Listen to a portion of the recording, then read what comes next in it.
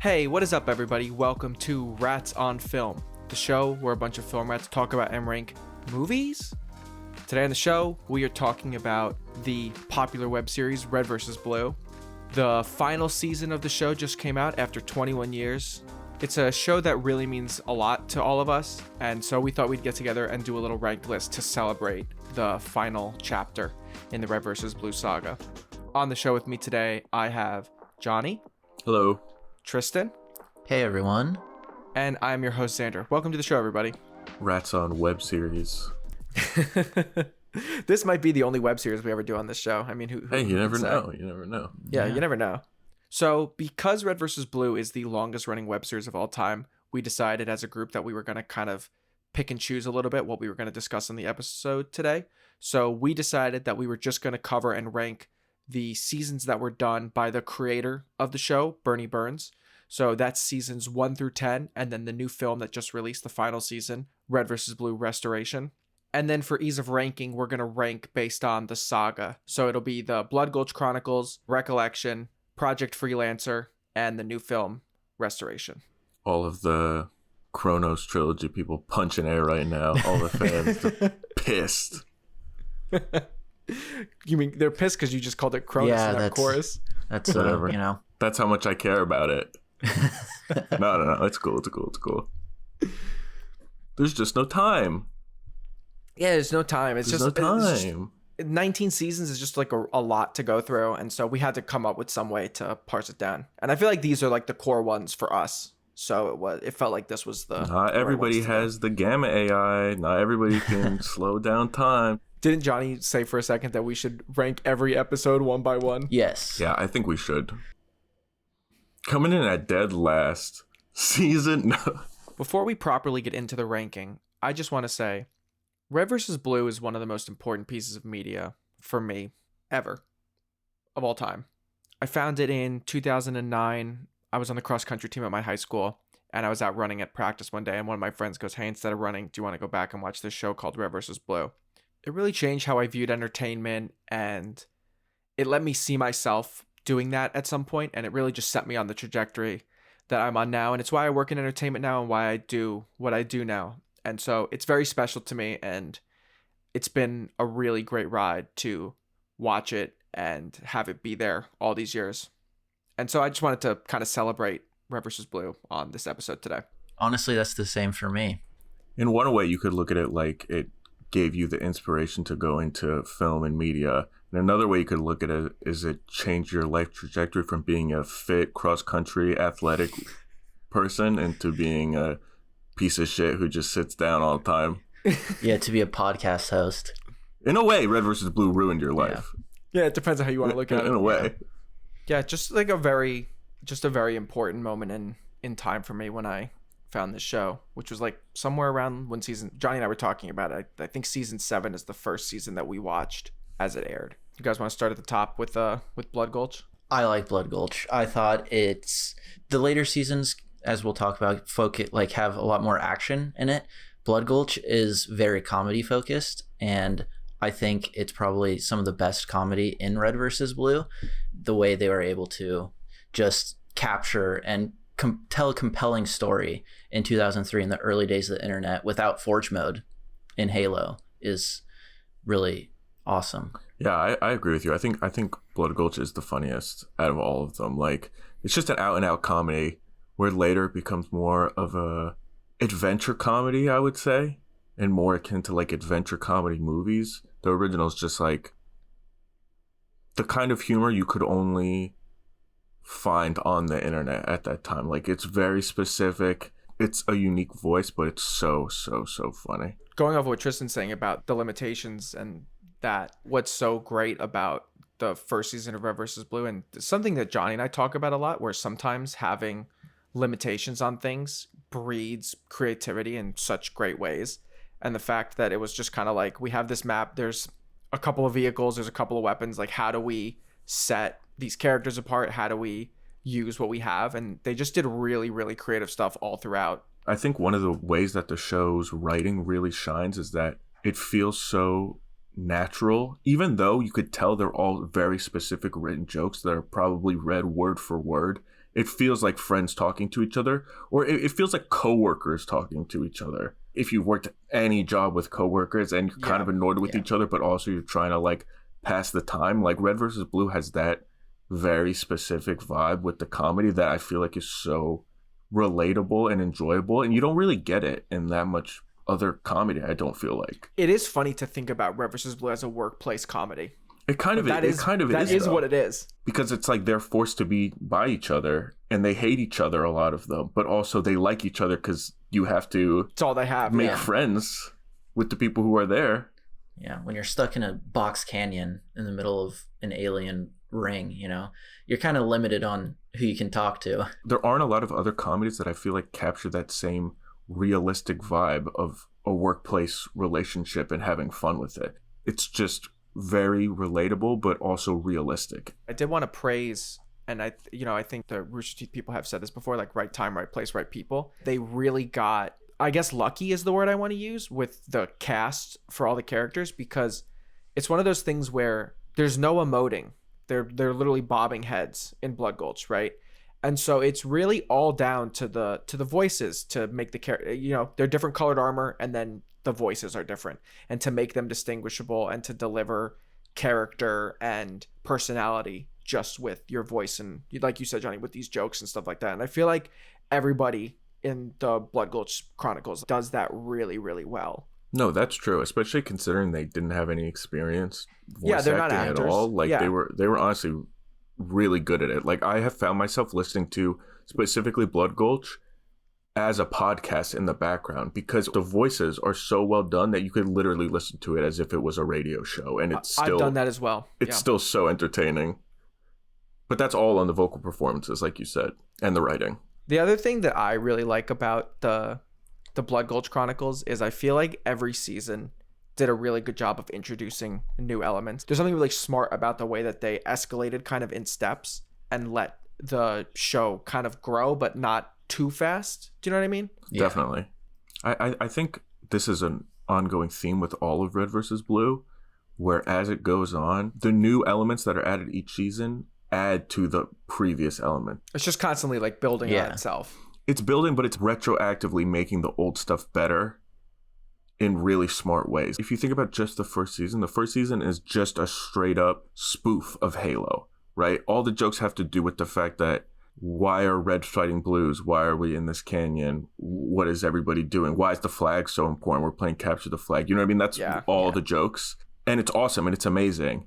But then as it goes on, like you're saying, the second season, they add Doc, like a medic who's in between both teams. And then every new season adds to the pile, but enriches the pile too. It's really good storytelling. It just builds upon on each other just so naturally and cohesively. Like those first 5 seasons, there's not like a crazy jump in logic from like season 1 where, like Jonnie was saying, oh, it's just reds and blues. Why are we here fighting over this flag? And then towards the end, it's like, oh yeah, Tucker had an alien baby, and you know, the steps you take to get there, you're just like, yeah, that makes sense for everything that's happened and they've built up in this story so far. There's a really great charm as it goes on, where a lot of the decisions that they make in the early seasons are for having those limitations of what early Halo was, and then being like, what can we possibly do with this? And they do really great stuff that they end up. I feel like Red vs. Blue is one of the ultimate retcon shows. We're going to get into that later. That's what I was trying to say before too. But the retcons actually work so well. Like I'm going to compare it to Star Wars, because I feel like Star Wars is the other like famous thing that retcon stuff. So many of the things that they end up going back on just feel so great. I mean, immediately in season 3, they say that Church is the reason that everything in season 1 happened. Like he goes back in time and causes everything. And then later on that becomes a retcon. So like a retcon gets retconned later. It's just really interesting how they were building as they were going, but that let them be really creative in the moment for what worked at the time. And it always enriches what happened previously as a retcon. Like it doesn't just change the context, it makes it better always. For example, Church dying in the first season, becoming a ghost, and then later they're like, why are you the only person who's a ghost? It's because you're not a ghost at all, you're an AI. Yeah, they had the idea later on, and it just makes sense and it works so well every time. Well, you want to get into Recollection, honestly, now that we have gotten to AI Church. Yeah. So moving on to Recollection, which is seasons 6 through 8. Honestly, pretty mind-blowing seasons from the writing perspective of becoming like a full sci-fi adventure. Yeah, definitely.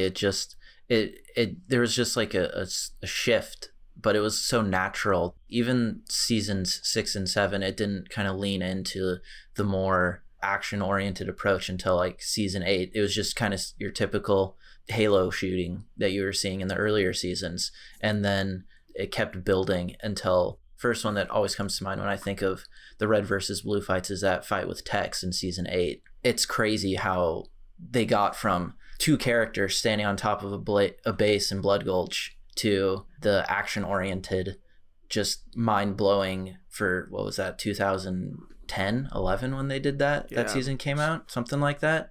Yeah, something like that. Yeah, season 8's amazing. I think when I think of a lot of the memorable moments of Red versus Blue as a whole, I think of the Tex fight.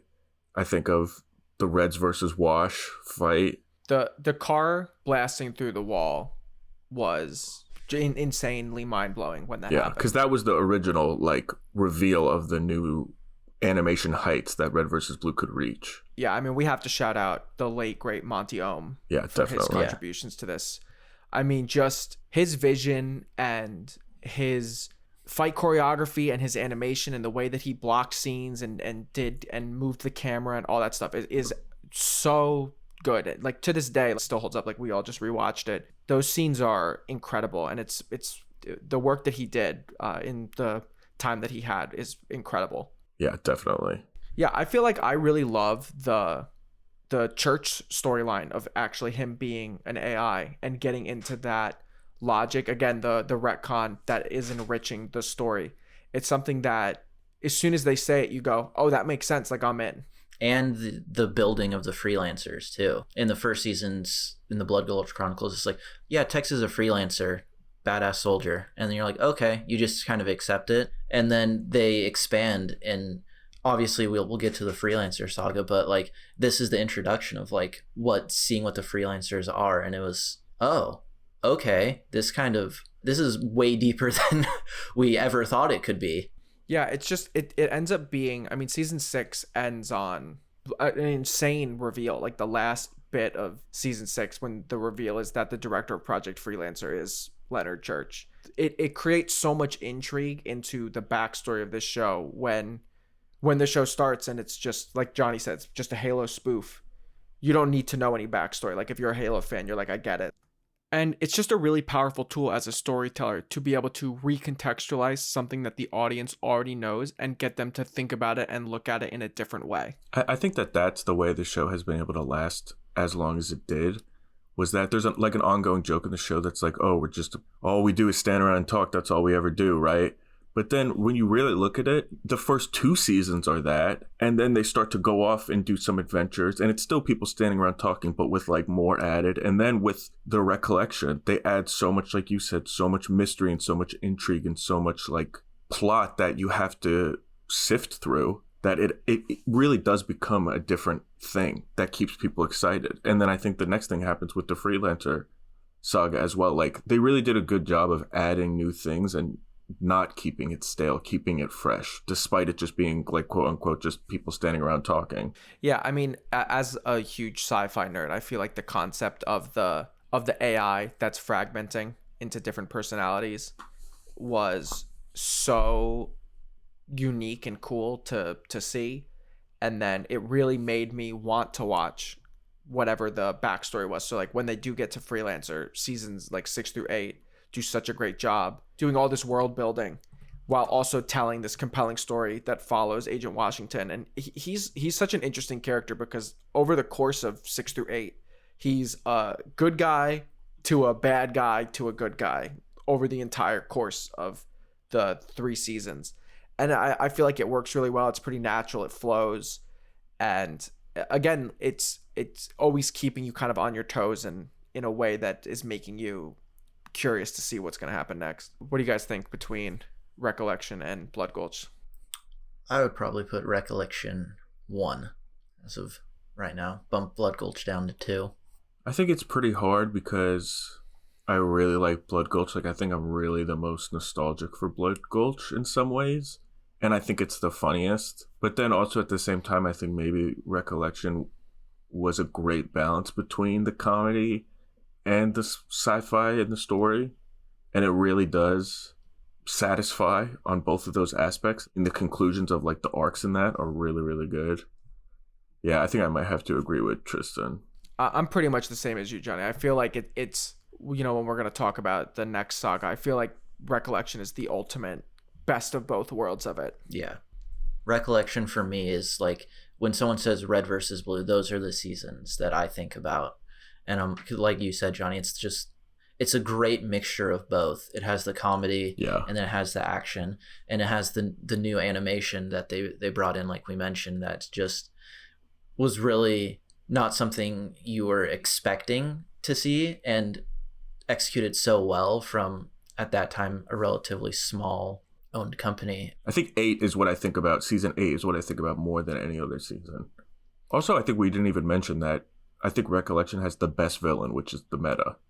I think he's the best villain in all of Red it's versus actually Blue. yeah, it's crazy we didn't bring that up. Yeah. Which is also interesting because he doesn't speak, and he's still like so memorable and menacing without saying a word. It's almost like he's still, throughout the movie, you see it's like, oh, this is not someone you want to fuck with. This is someone that's intimidating and can kill everyone. Well, again, too, the sci-fi elements and the AI storyline is so interesting to me, and the concept of him as a villain, of the Sigma AI has basically manipulated him into trying to reassemble the Alpha. It's not explicitly spoken about in that season. Like, you don't really know why he's doing what he's doing, but all the seeds that they plant for when you actually, I don't even think it's still season 10 when you actually learn what Sigma, the plan is.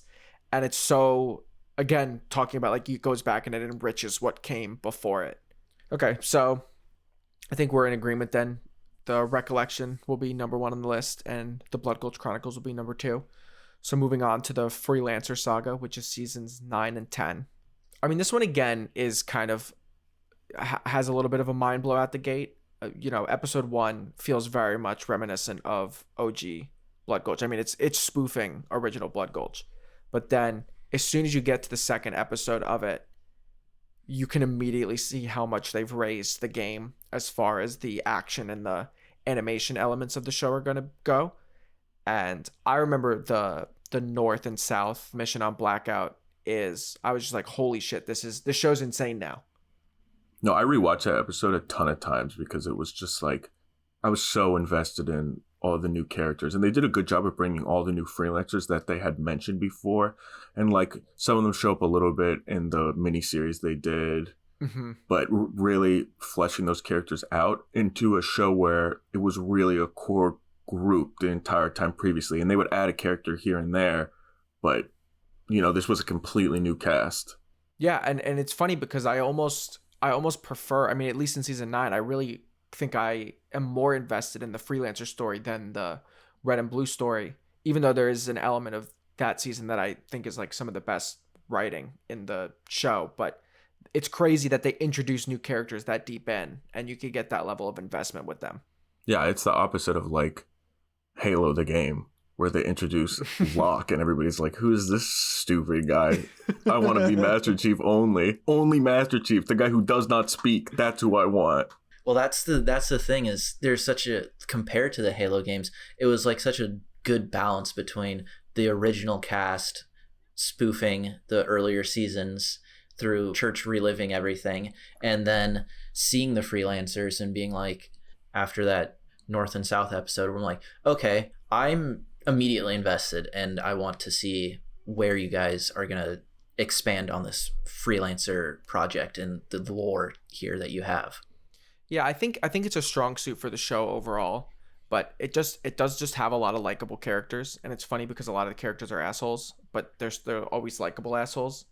Yeah. And the freelancers definitely fall into that category. As soon as North starts talking, you're just like, oh, this guy seems cool. Mm-hmm. Yeah, North rules.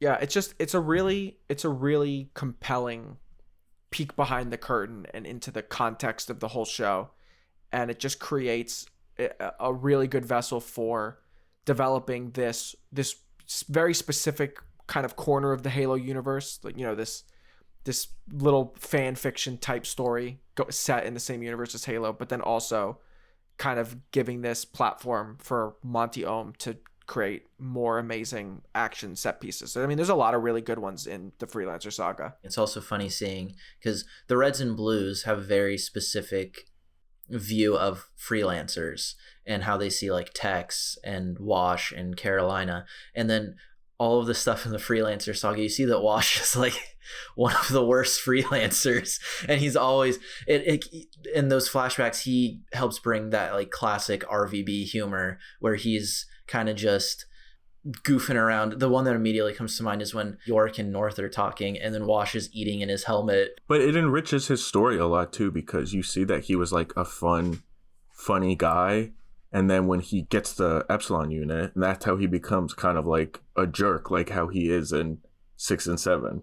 And then you see later on, you know, that he kind of is going back to his roots because as like a nice guy and a friendly guy because of his interactions with the Reds and Blues. Like, I think it's done really well. Like the penultimate Wash moment is like when Carolina threatens Tucker. He's like, don't threaten my friends. And we even forgive him for killing Donut. And Donut's like the best character. Yeah, I love Donut. I was so mad when he killed Donut. Yeah, I was mad about that too. I was really mad. But he comes back, so it's fun. Donut's return is pretty great. Maybe if he didn't come back, I wouldn't have forgiven him. So yeah, I said that it has one of the season 9 has one of my favorite writing moments. I feel like the little end speech from Church where he kind of learns to let go of something that, you know, you can potentially hold on to a memory of something too tightly and kind of squander it and ruin it and never really be able to like live up to it in that way. I think like the resolution of that is just really, really good writing. Bernie always gave himself the good lines. Yeah, that's true.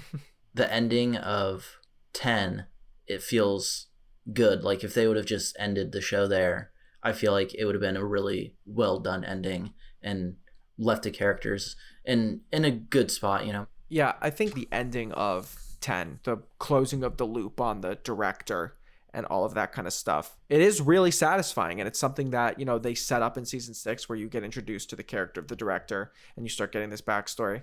And to ultimately have Carolina and Church walk away, I quite like it a lot. I think one thing that's done really well in Red versus Blue as a whole, you talking about Carolina made me think of this, is that I think all the characters are well-rounded and complex characters with flaws. Literally all of them. And Carolina is a good example of that, where she's not really that likable in 9 and 10. Like, she's kind of an ass. She's obsessed with being the best and just jealous of Tex, and that's why she ends up losing York and Tex.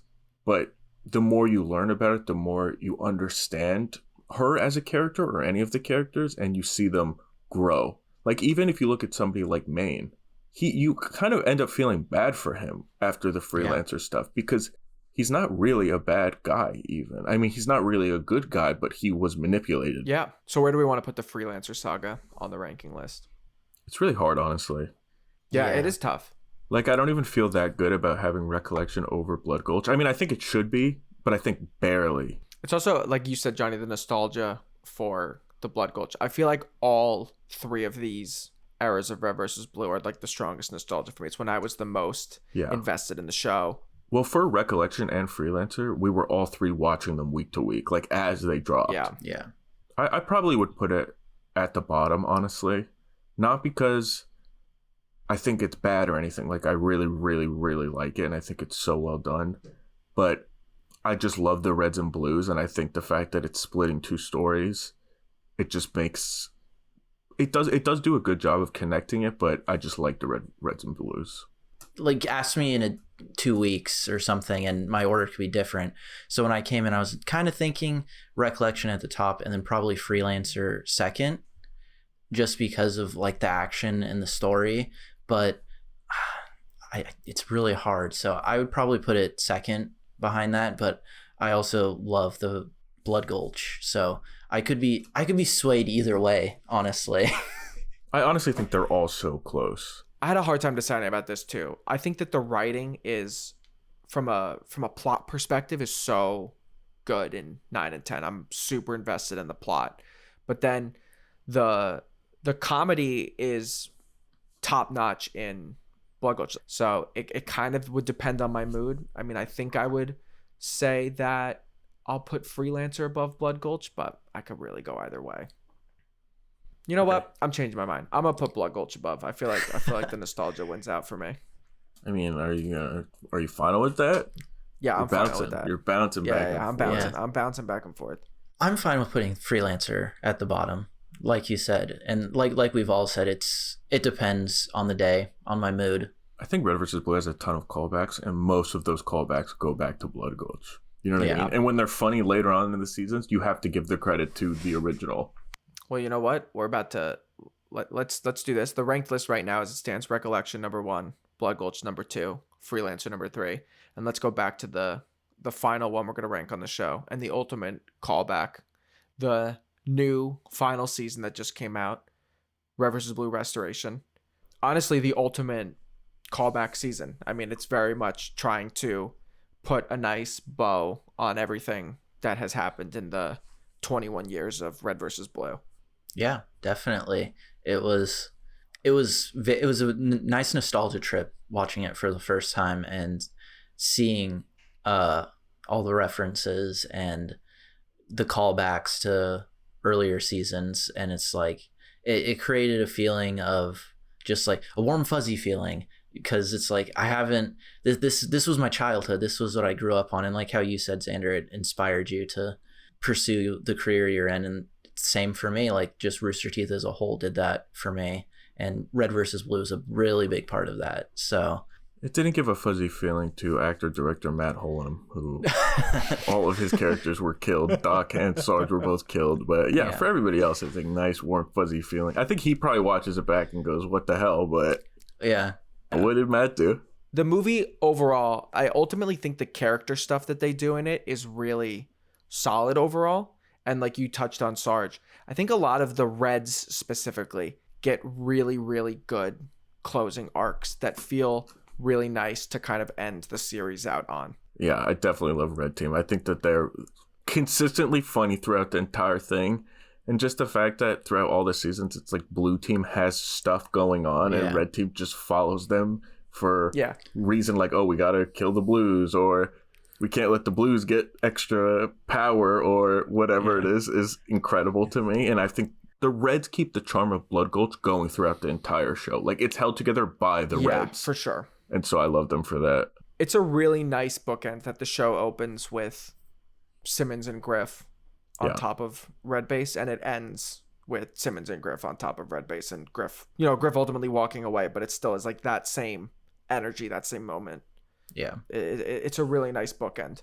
Like, there's a lot of great ideas in the movie too, and you can tell it was supposed to be like a 3-season thing. And I wish we did get to see a longer version of it, but with all this stuff with like Rooster Teeth being shut down, like it had to be cut short. And I'm happy that we got those ideas and that closure, because it was satisfying.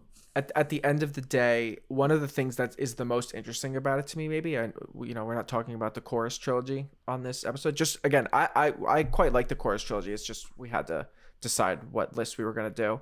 I think the Chorus trilogy has one of the best scenes in Red vs. Blue, which is the last scene of season 13 with Church's little speech about sacrificing himself and not knowing if it's going to save the day. Restoration kind of taking that idea that 15 through 18 were simulations that Epsilon was running to see what the possible outcomes were after that. I feel like it's very heavily implied, if you're so inclined to believe this way, that Restoration itself is just one of those simulations. And I think that's kind of interesting to end on, and it's a really great way to give closure to characters, but also not to definitively say that one thing happened to the other. And I mean, the ultimate message of the movie is to continue on with your life and always keep going, but hold on to those good memories that you get from people around you and the show itself, you know what I mean? And I think that is a great message for the overall show of Red vs. Blue and everything, all the twists and turns it takes you on. That the friendship of the characters and also the friendship that created Rooster Teeth, the company that created that show, and then the friendships that people had made as fans of those shows, to always hold on to that as a happy memory. Like, I think that's nice. It's very poetic to start and end the company on this show. and to have, the original people back behind the helm. I think it's kind of cool that Red versus Blue actually was passed around to different creators. I think, something like Star Wars does that, and it's cool to get different people's views and takes on stuff. And it's nice. But not cool enough to be ranked. We're only right. It's cool to do it, but we're not gonna rank them. Not here. No. Some characters I'm all in on. The Sarge arc of sacrificing himself for a Blue, Simmons finally becoming a leader, Griff finally getting out of the army. All that stuff I feel like is super, super satisfying. Tex winning was satisfying. Super satisfying. Yeah. That is an amazing twist in this season. That was the Tex best part of the whole. Church. Yeah. Completely defied expectations and was such a great conclusion for that character who once kind of Recollection comes around and we start to get the backstory about her, we realize like all she ever does is lose. To have her just win a fight is actually really cool. Just because that's the Reds and Blues experience. I thought that was excellent. Yeah. I did like Caboose's ending. Caboose kind of one of his overarching stories throughout like Red versus Blue is he's always trying to bring Church back, and he willingly decides to give up Church to save his friends by bringing Tex back instead. He's willingly giving up the person he called his best friend that Church would not agree with that at all because he's a team killer. It's very nice to see Caboose kind of have that arc. I feel like out of the Blues, he definitely probably had the most satisfying conclusion. I mean, what you're talking about too, Tristan, is just like an ongoing theme throughout all of it, right? It's that like Church, like the director Church didn't want to forget about Tex Allison, and then Church didn't want to forget about Tex, and Caboose didn't want to forget about Church, and they keep trying to bring these people back over and over and over again. And it's like halting their lives and making a lot of people's lives really difficult, and has this ripple effect of negativity going throughout. And to finally like let go of the pain of losing somebody, but also to move on with like the happy memories of that person. You know what I mean? That's like the ultimate theme of Red versus Blue, like overall, I would say. And that's how we feel about Red versus Blue as a show and Rooster Teeth as a company. You know what I mean? It's sad that it's ending, but there is a sense of like that I got from the movie of feeling like happy about that it happened, and all the content that they made that was enjoyed by me and a lot of other people. Yeah, exactly. And I think it is a nice way to bookend that show and this series and the company. So where do you guys want to rank Restoration amongst the Reds and the Blues? What's our current ranking that we have? Current list is Recollection number 1, Blood Gulch number 2, Freelancer number 3. Probably put last, only because I feel like it's like an epilogue to me. Yeah. Where it's like a retrospective about the show itself, and where I really like it and it's enjoyable, but I feel like the bulk of the show is the ones we already ranked, and this is just like, let's just tie it all up. Yeah, I think I would agree. I think I would put on the list that we have, I think I would probably put Restoration at the bottom.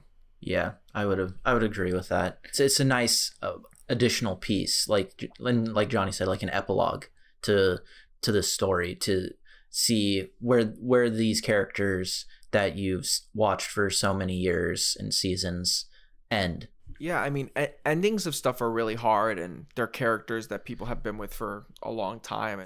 At the end of the day, it's always going to be hard to manage all of those characters and tying them all up, and I think they did a really good job. All right, so the Rats on Film official ranking of Red versus Blue, the Bernie Burns seasons, starting from the bottom: Red versus Blue Restoration, Project Freelancer, The Blood Gulch Chronicles, and The Big Cheese Recollection. There's a lot of stuff too that we really love about Red versus Blue. It's been a really fun time watching it for all these years. Yeah, it's great to talk about something too that isn't a big budget, huge studio thing. It was more of like an indie project that became something really iconic. I love stuff like that. It has a lot more heart to it and a lot more personality to it that I think made people such big fans. All right, so Johnny's team, Red team. Yeah. Tristan? I'll go Blue team. You'd be Agent Florida, Tristan. I feel like I used to be Blue team, but as I've gotten older, I've kind of come around on the Reds, so I'll go Red team. Suck it, Blue. You'd be Andy the Bomb. Yeah. Yeah, I'll take that. I love Andy. I always saw Jonnie as Griff. Yeah, and I am Griff, of course. Yeah. Obviously. Well, thank you so much to Rooster Teeth for all of the years of entertainment. Love Red vs. Blue, and it's always going to have a special place in my heart. Thanks so much for listening to the show, everybody. Let us know what you think of Red vs. Blue, what your favorite seasons are. If we didn't talk about them, we're really sorry. This list won't be posted on Letterboxd because Letterboxd doesn't have Red vs. Blue on it, but you can still follow us on there and on Instagram at Rats on Film Pod. Follow this podcast on Spotify and Apple Podcasts.